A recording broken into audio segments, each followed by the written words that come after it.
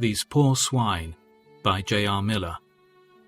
A man with an evil spirit came from the tombs to meet him. This man lived in the tombs, and no one could bind him any more, not even with a chain, for he had often been chained hand and foot, but he tore the chains apart and broke the irons on his feet. No one was strong enough to subdue him. Night and day among the tombs and in the hills, he would cry out and cut himself with stones. Mark 5:2-5. In this demoniac, we have a sample of the work of Satan when he gets full control in a man. He destroys every beautiful thing in the life and leaves only ruin. No chains could bind this demoniac. When sin is on the throne, all other influences and constraints become like spider's threads in comparison. No chain is strong enough to bind the man who has yielded himself to the sway of the evil one. The love of a godly mother is a strong bond, but many a child tears off this holy chain and rushes into wayward and evil paths. Home ties are strong, but these too are broken asunder by the victim of Satan's ungodly rule. We see that the demoniac cut and gashed himself with stones. This illustrates what, in many ways, Satan's captives do. They may not literally go about cutting their flesh with knives or bruising their bodies with stones, but they do gash and bruise their souls.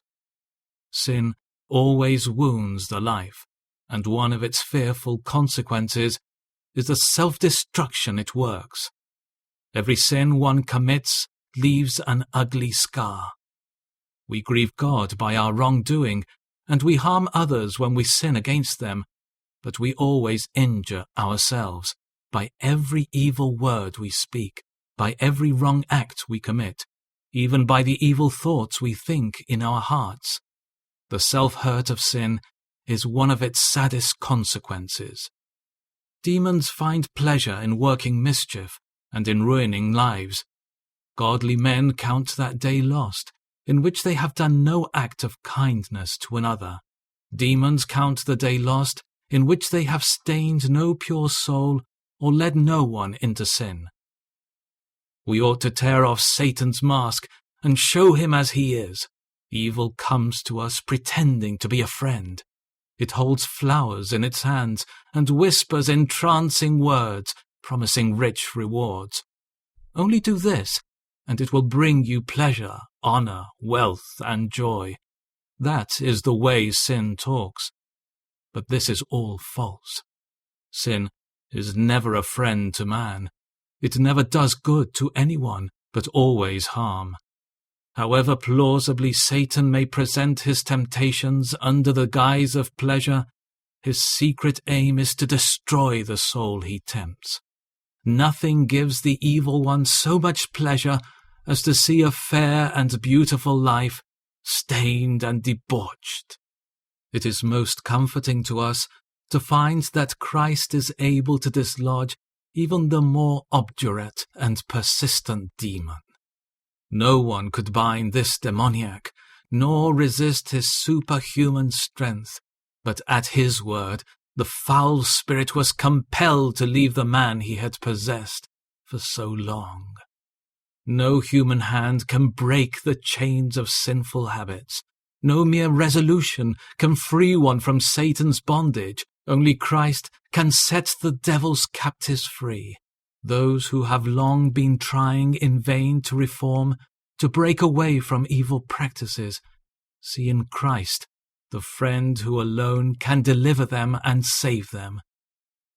No demon power can resist his command. Only Christ can free the poor slaves of Satan and save them from his terrible sway.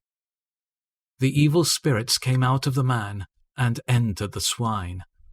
The herd, about 2,000 in number, rushed down the steep bank into the lake and were drowned. Mark 5:13. In the swine, under demoniac possession, rushing down the steep cliff and perishing in the lake, we have another illustration of the end of all Satan's ruinous work. It is with men as it was here with the swine. It never yet has been known that Satan impelled anyone upward to a better life, or to anything noble and lofty. He always drives down sin's steep ways into choking floods. God's ways leads upwards. It is always uphill to Christ and to heaven. But the devil always drives downward. Those poor swine, demon-possessed, rushed down the steep bank into the lake and perished.